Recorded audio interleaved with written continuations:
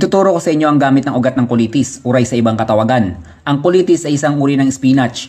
May kulitis na walang tinik, meron ding may tinik. Itong kinukuha ko may tinik, same lang din naman sila ng sustansya. Sundan nyo lang ang video na ginagawa ko. Ang mga nagagamot ng ugat ng kulitis ay UTI. Sa mga hirap umihi, ito rin ang iinumin nyo. Naglilinis din ito ng ating liver at kidney. Makakaiwas din tayo sa pagkakaroon ng gallstone. Nag-aalis din ito ng mga toxin sa ating balat na kayang magamot ang eksema. Sa mga skin allergies, epektibo din ito. Napakalaking tulong nito sa may mga prostate cancer. Nagagamot din ito ang tulo. Nagagawang maalis ang amoy ng pribadong parte ng kababaihan.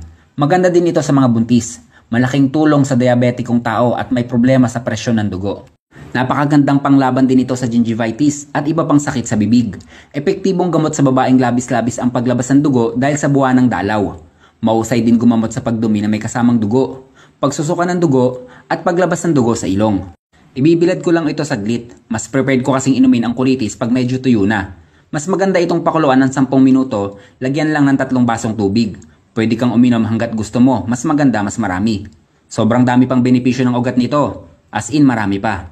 Pwede din naman diretso yung pakuluan pagtapos yung malinisan ng ugat. Masarap din ang gulay at dahon ng kulitis. Try nyo mga kababayan, pati ang ibang bansa may pag-aaral na sa kulitis. At yan ay 1 minutong dagdag kaalaman galing sa isang magsasaka.